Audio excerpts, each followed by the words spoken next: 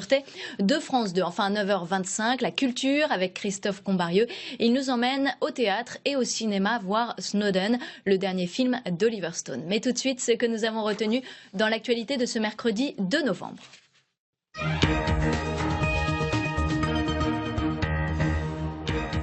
Valérie Pécresse rallie Alain Juppé à la veille du deuxième débat de la primaire à droite. La présidente de la région Île-de-France annonce son soutien au maire de Bordeaux dans une interview au Figaro. Pour elle, il a l'autorité sereine pour diriger la France et saura relever la fonction présidentielle. Un soutien bienvenu alors qu'un dernier sondage IFOP donne Alain Juppé en baisse de 4 points à 37% d'intention de vote devant Nicolas Sarkozy en hausse de 2 points à 31%. Les mineurs de Calais quittent la jungle 2 jours après la fin du démantèlement du camp. Quelques 1500 mineurs isolés vont être à leur tour emmenés vers des centres dédiés en région. Le premier bus vient d'ailleurs de quitter Calais. La Grande-Bretagne doit accueillir une partie de ces mineurs isolés. À Paris, l'évacuation du campement de Stalingrad où quelques centaines de migrants venus de Calais auraient trouvé refuge est imminente. À une semaine de l'élection présidentielle américaine, le suspense reste entier. Donald Trump opère une remontée inattendue dans les sondages après l'enquête lancée par le FBI sur les emails personnels d'Hillary Clinton. Selon un sondage ABC Washington Post, le candidat républicain recueille 46% des intentions de vote contre 45% pour la candidate démocrate. Et tout de suite, l'invité de la matinale.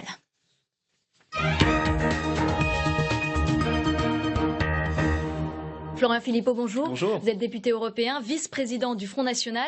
Alors le Parlement européen va demander à Marine Le Pen de lui verser 339 000 € pour l'emploi fictif de 2 parlementaires sur des fonds européens. Est-ce que c'est un comportement éthique pour une candidate à la présidentielle? Non, attendez, vous dites emploi fictif, c'est totalement faux. Là, vous inventez un terme qui n'est même pas dans ce que dit le Parlement européen. C'est ce que dit le Parlement européen, 2 personnes qui auraient été payées sur les fonds européens si vous dites alors qu'ils travaillaient pour le parti. Si vous dites à vos collègues que Catherine Griset est un emploi fictif, ça les fera rire parce qu'ils la connaissent depuis des années, ils savent que c'est l'assistante de Marine Le Pen. Non, ce que reproche... Pour autant, est-ce qu'elle peut justifier d'un travail au Parlement européen? Non, ce que reproche M. Schulz, président du Parlement européen, social-démocrate allemand, ami de Mme Taubira et de M. Valls, il faut toujours remettre en contexte. Ces gens-là ne sont pas des autorités supérieures, ce sont des adversaires politiques. Il se trouve qu'ils ont les manettes là-bas. C'est que Marine Le Pen... politique? Non, c'est simplement le fait que nous sommes les adversaires de l'Union européenne et que l'Union européenne, elle est très douce avec ses amis. On l'a vu avec M. Barroso tout récemment. Allez travailler chez Goldman Sachs, aucun problème, tout va bien, on vous adore, on vous aime, vous êtes de notre côté. Marine Le Pen, c'est vrai que c'est autre chose. Marine Le Pen, elle combat l'Union européenne, ses dérives, sa supranationalité, son emprise sur nos vies et sur nos lois. Ouais. Et il se trouve que Marine Le Pen, ce qu'on lui reproche, c'est d'avoir cette double casquette de présidente du Front National et d'eurodéputée. Elle, on lui reproche rien, c'est les 2 personnes qui ont été employées, Thierry Léger et Catherine Griset. Alors lui est garde du corps quand même, donc on se demande pourquoi il est payé par les fonds européens. On parle d'un contrat de quelques mois concernant Monsieur Légier et concernant Catherine Griset, qui est le gros de l'affaire, eh bien il s'agit de son assistante, mais désolé, Marine Le Pen n'a pas encore le don de dédoublement. Elle ne peut pas être à la fois une personne qui serait que présidente du Front et une personne qui ne serait que eurodéputée. Bien sûr, mais est-ce que la directrice de cabinet de Marine Le Pen ne doit pas être payée par le parti? Voilà. Mais elle n'est pas directrice de cabinet de Marine Le Pen d'abord. Il y a un directeur de cabinet, c'est pas Catherine Griset. Elle est son assistante et que voulez-vous, elle travaille en même temps sur tous les dossiers. Là, quand je vous parle, d'ailleurs je vous parle d'Europe en ce moment, je vous parle comme eurodéputé parce que je connais cette infernale machine de l'intérieur et en même temps je vous parle comme vice-président du Front National. Alors mon stylo là, il est payé par l'Europe ou il est payé par le Front National? Ça veut dire quoi? Je veux dire, tout cela... Le FN va se défendre devant la justice?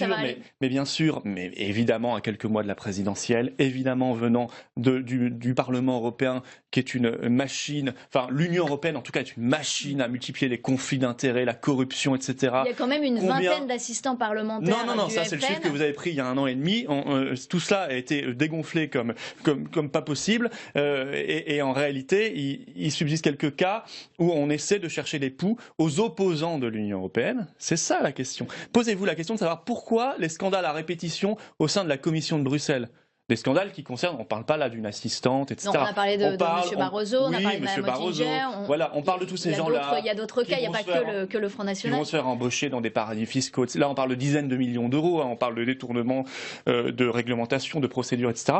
À chaque fois, ces gens-là, vous n'en entendez plus parler 2 mois après. C'est lavé. C'est lavé en interne. La machine à laver interne de l'Union européenne les blanchit systématiquement. Pourquoi? Parce que c'est un système qui est pourri de l'intérieur. C'est un système où les multinationales, les lobbies et les banques écrivent les traités, écrivent les lois, écrivent les directives en grande partie. Tout le monde le sait. Tout le monde le En sait. tout cas, Marine Le Pen, elle reste très silencieuse. Pourquoi ne prend-elle pas la parole sur cette affaire? Parce qu'elle a autre chose à dire. Elle est candidate à l'élection présidentielle. Elle est face à un pays qui connaît une vague migratoire immense, qui connaît une vague de pauvreté incroyable, une vague de chômage immense. On l'entend pas non plus sur ces sujets-là. Bien sûr que si, vous l'entendez sur ces sujets-là. Elle est très silencieuse en ce moment. Non, je trouve qu'elle parle, elle s'exprime régulièrement. Elle a fait un grand discours la semaine dernière justement au Parlement européen contre le CETA, dont je pense que nous allons parler, c'est-à-dire le traité de libre-échange avec le Canada. Elle a expliqué en quoi il était dangereux et en quoi la procédure européenne était antidémocratique, autoritaire, de vouloir le faire passer contre l'avis des peuples, et même sans l'avis des peuples.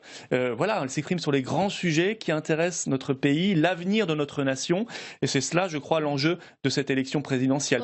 C'est pas la guerre Bayrou-Sarkozy, qui est complètement fausse et fallacieuse d'ailleurs, puisque ces gens-là ont gouverné ensemble et qui ont toujours partagé les mêmes orientations politiques ces 15 dernières années. Donc on voit que là, on est vraiment dans l'inintéressant. On va écouter Nicolas Sarkozy qui s'est exprimé au sujet les grands de François enjeux, Bayrou. ce sont ceux que nous abordons, cet avenir de notre pays dans une Union européenne notamment, qui veut que notre pays ne soit plus libre, qu'il ne soit plus indépendant. Eh bien nous, ce que nous réclamons, c'est un référendum sur notre appartenance à l'Union européenne. Ce sont des grands enjeux qui doivent être tranchés lors de la présidentielle. Je vous propose qu'on écoute justement Nicolas Sarkozy qui s'est exprimé au sujet de François Bayrou ce matin.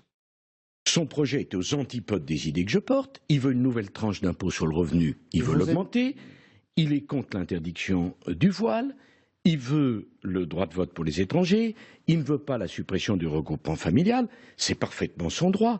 Je ne veux pas que demain, la future majorité soit otage de Bayrou. Regardez Hollande avec les écolos. Quel sera le Fessenheim d'Alain Juppé s'il fait cet accord avec François Bayrou? Voilà, Nicolas Sarkozy qui craint une majorité avec François Bayrou prise en otage. Qu'est-ce que vous en pensez? Mais au régional, il me semble que le parti de M. Sarkozy, il y a quelques mois, a fait alliance avec les centristes pour remporter les régions. Il n'y a pas eu de problème. Et ils le feront demain en législative. Et ils l'ont fait hier et avant-hier au gouvernement sans aucun souci. C'est quoi, c'est un problème de personne? M. Sarkozy, il dit il ne veut pas l'interdiction du voile, il ne veut pas faire ça. Mais il l'a fait, Sarkozy, lui? Tout cela, quand il était aux manettes, quand il a été ministre de l'Intérieur 5 ans, puis président de la République 5 ans, il a fait tout ce qu'il dit là? Non, bien sûr que non, il a fait l'inverse. Il a fait exactement ce que dit Bayrou aujourd'hui. Quant à M. Sarkozy, il a encore précisé ce matin qu'il prendrait comme Premier ministre François Baroin. François Baroin, c'est l'homme qui a applaudi Anne Hidalgo quand elle a ouvert quand elle a annoncé l'ouverture du premier camp, en tout cas, premier centre d'accueil de migrants à Paris. Il y a eu François Baroin pour l'applaudir. Pour vous, François Baroin, c'est la même chose? C'est celui qui dirige l'Association des maires de France et qui explique qu'il faut l'interdiction des crèches dans les communes. Et donc Sarkozy nous explique que ce sera son Premier ministre. Donc je veux dire, c'est du Bayrou, c'est la même chose. Donc on voit bien là si vous voulez, on n'est pas dans des débats de fond, on est dans des postures marketing, des postures électoralistes pour essayer de se différencier, alors que Sarkozy, Juppé, Fillon, etc., tout ce beau monde, eh bien au pouvoir hier était dans les mêmes gouvernements, dans les mêmes majorités, et on menait exactement la même politique. Alors Nicolas Sarkozy se positionne pas tout à fait pareil, en tout cas ce matin. On l'écoute et vous réagissez.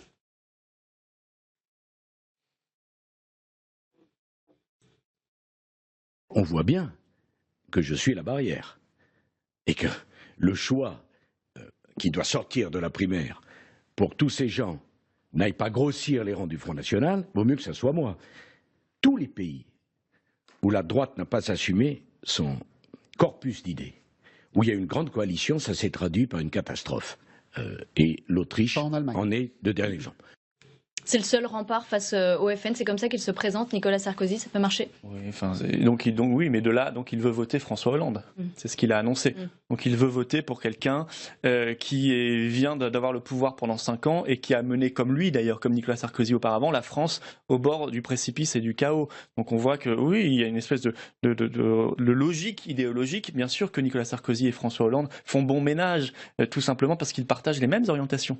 Je veux dire, les deux ont voté l'élargissement de l'Union européenne, les deux ont voté la supranationalité, les deux ont ont toujours accompagné les traités TAFTA, CETA, les deux ont fait la même politique d'immigration. Les deux sont pro-européens, ça c'est sûr. Non, mais la même politique d'immigration massive. Je rappelle que, je veux dire, le discours un peu ferme de Nicolas Sarkozy en campagne, je crois qu'il y a 11 ans, il nous expliquait qu'il allait nous débarrasser des racailles, je ne sais plus dans quel quartier, qu'il allait sortir le Karcher. C'était il y a 11 ans. Entre-temps, il a eu le pouvoir. Entre-temps, on a vu qu'il y avait, entre ce que disait Nicolas Sarkozy en campagne et ce qu'il faisait quand il était au pouvoir, un monde. En cas de plus qu'un monde même. FNPS, effectivement, Nicolas Sarkozy voterait François Hollande. Il n'y a que ça qui compte. En cas de duel PS, en Autriche, il voterait pour le vert. Là, il y a bientôt une élection présidentielle en Autriche.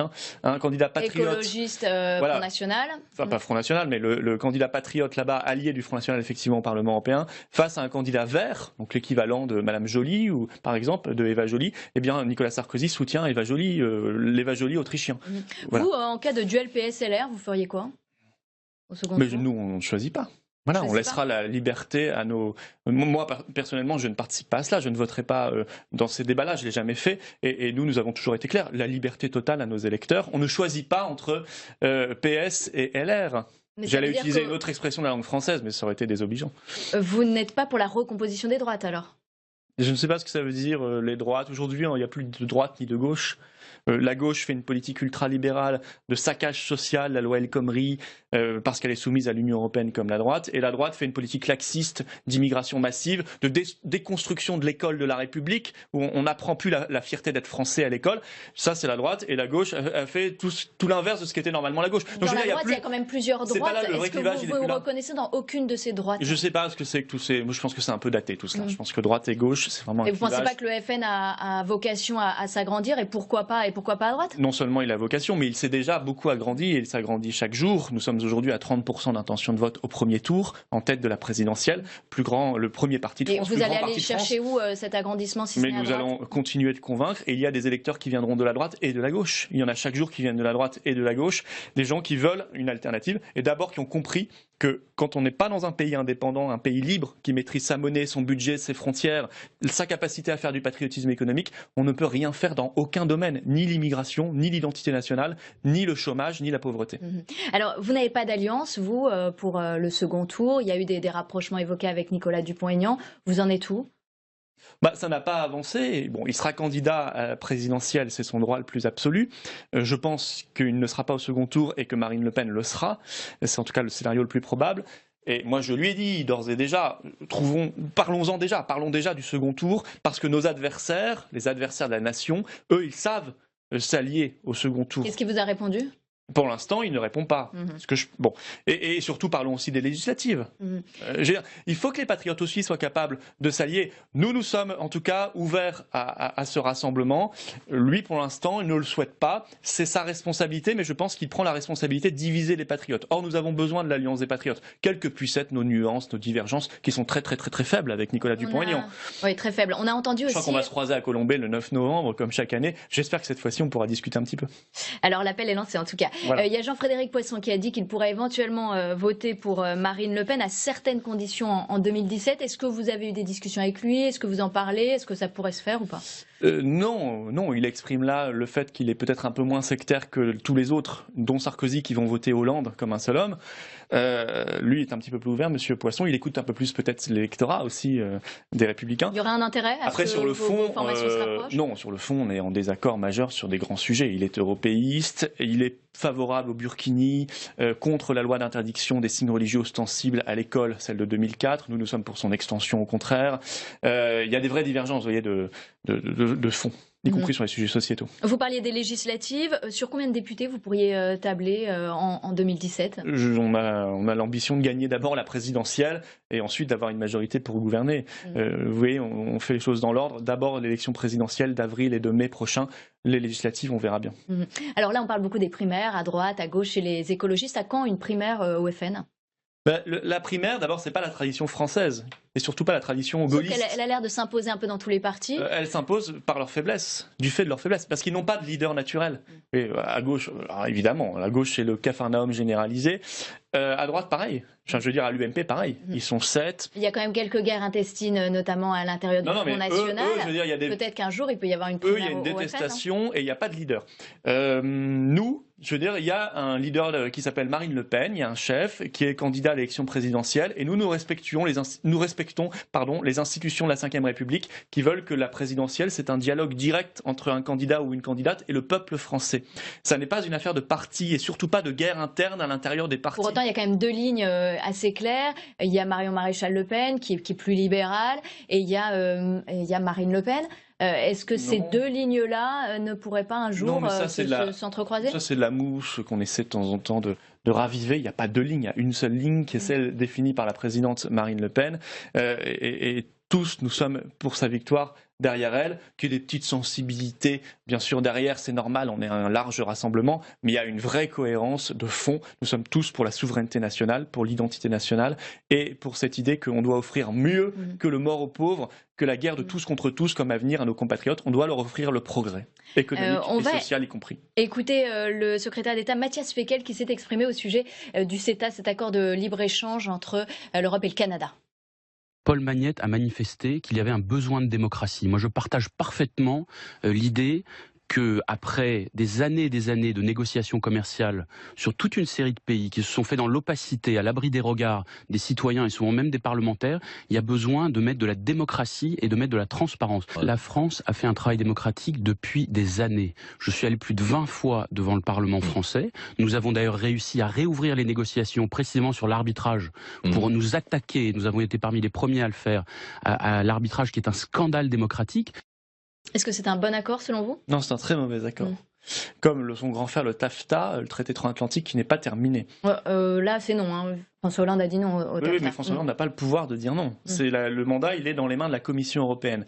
C'est un mauvais accord. Les parlements nationaux, quand même, votent après. Oui, alors je vous signale d'ailleurs que le CETA, une fois qu'il sera ratifié par le Parlement européen, il sera appliqué en grande partie avant même que les parlements nationaux l'aient ratifié ou pas. Donc c'est quand même un scandale incroyable. Monsieur Fekl dit qu'il faut mettre plus de démocratie et qu'il commence par reprendre le mandat de négociation, parce que le mandat de négociation de la France, il a été donné à la Commission de Bruxelles, c'est-à-dire à des gens non élus. Ça peut pas nous ouvrir quelques débouchés économiques quand même avec le Canada? Il n'y a pas un important marché?